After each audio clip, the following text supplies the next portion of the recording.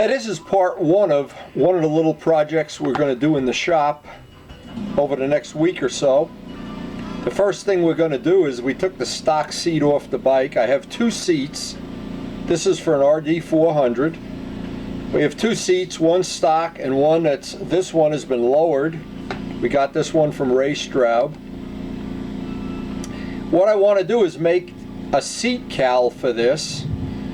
Now, normally if you were changing the seat on an RD, you'd be changing the front of the seat, the back of the seat, the whole thing would change. You'd be sitting further back in the bike, among other things. Well, I don't want to do that because I like the riding position I have right now. So the first thing in this whole operation is I wanted to keep the seat exactly the way it is. I didn't want to change the seat. That was one of the requirements, one of the things. And I wanted to be able to, if I didn't like this, I wanted to be able to, within a couple hours, an hour, just put all stock parts back on. So by looking at this seat, now you can see what this seat is lowered about an inch from a stock seat. I took the cover off, cut the foam, put the cover back on, and I was happy with the riding position.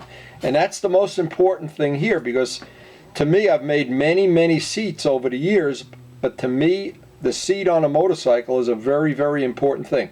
Not to everybody. Some people it's not important at all, in fact. But to me, it is very important.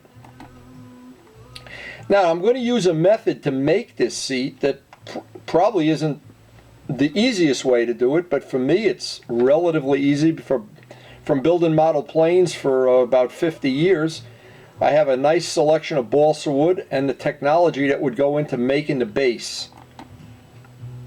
And of course, balsa wood comes in all different sizes and shapes. It's easy to cut and sand, and what we're going to do is make a balsa wood piece, cover it with fiberglass, sand and put a finish on the fiberglass, and we're going to use all BRODAK dope in the finish. So it may be that this is interesting not only to the people that would want to make a part like this similar for their motorcycle. Now the idea is if you buy a motorcycle part from any of the manufacturers or the aftermarket people, the thing that's wrong that I don't like is, well, you always wind up seeing somebody else with exactly the same part. If you make your own part and it's unique, and we're only going to make one part, we're not going to make a bunch of them. So this will be a very easy, I call it a very easy decision to make. We want to make one part here. I'm not going to make a mold, although that would be, if I wanted to sell these or make several, it would be appropriate to make a mold. Now this is O-Pee-Chee plywood, 32nd inch O-Pee-Chee plywood, and what we're going to do, it comes from Sweden. It's used in model airplane construction. We're going to use it to make some of the parts of the seat. The rest is going to be all balsa wood. It's not going to be a whole lot different than making a model airplane. But what this does, by cutting the pieces, I can use all the tools I've already accumulated over the years, all of the material I already have in-house. I almost don't have to buy any material. It's the things most modelers would have this right in their itinerary of stuff. So the first thing is I need to know the shape, since I'm going to use the stock seat. If I were not going to use the stock seat, I would not be this limited. I'm limited in the fact that the bottom of the part can't be smaller than the stock seat. Now we'll probably take some of the foam out of the back of the seat, or we'll do something when this is done, but for right now we're just going to make a pattern of the bottom of the seat. Now what I'm doing here is taking the balsa wood pieces, taping them together, using BRODAK CA, joining them, making in essence one big piece of wood where the grain goes side to side. This will be a part that gets removed and thrown away later, so I just need to make it just good enough that it serves my purpose. And of course the joints I can double glue. I don't need to make them real fancy. They're not going to show. In fact, we're not even going to use this part later on. So now this is relatively easy. To trace this out on the back, I need to just take an ordinary ink marker, make sure I've made the piece of wood big enough. By having the grain go side to side, it'll be a lot stronger than if I had the grain go front to back. So I took an ordinary Sharpie marker, marked this out. Now I know I can't make the seat cowl any thinner than this, otherwise it's going to interfere with the seat.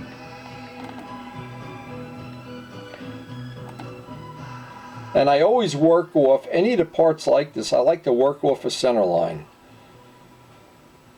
In this case, I wanted to get a piece of tape down the middle and put a line, an ink line down there, so I can work that curve. Now I've got the center line on the part. I put an ink line on both parts of the tape. Check that it's equal distance at any given part. And within, say, a 1/16 of an inch would be fine here for our purposes. But I wouldn't want to make a part that was like a banana. Now this is a great trick that Les Demet, who used to be one of the people that worked in my shop, he lives in Texas now with his wife and family. He showed me this trick years ago, and I've used it over and over again. We took a 1/4 inch piece of rock hard balsa, tack glued it in, and just put a bend in it. And it acts like a ship curve. Since I'm going to go behind this part, I want to have that a nice continuous curve, nice smooth curve. Now doing it by eye, not as good as this. So that piece sticks up about a 1/4 inch, and that'll give us a lip to glue our sides on. It also, the same as a ship curve would, it puts a nice constant curve in there. And again, Les Demet, thank you for many years of showing me different things that were, I thought, very interesting and added to my enjoyment of modeling. And now they're actually serving me well while I'm making these unique motorcycle parts. Anyway, we've got both pieces on there now, and now what should happen is the seat should fit on top of that. And it should be that when I put the seat on there, if I glue something to both edges, the seat would slide in and out.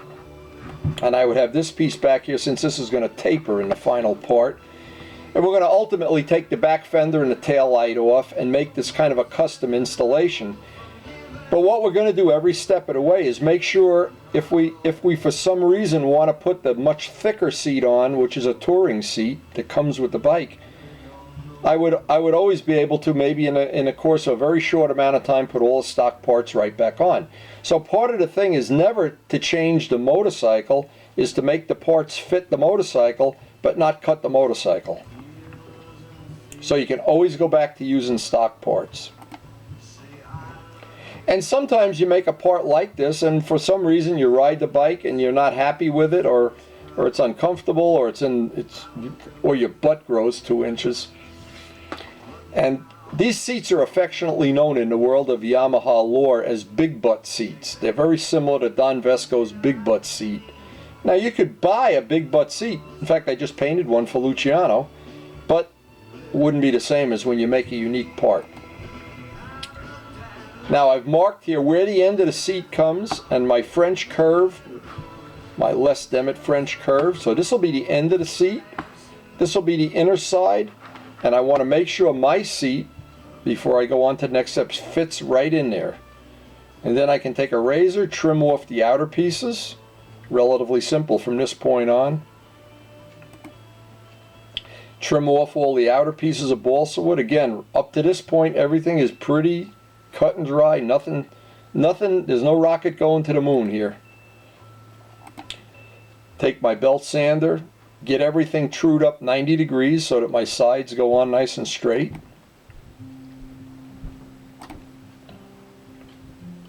Again, you could do this by hand probably just as well, but I do have a belt sander in the shop.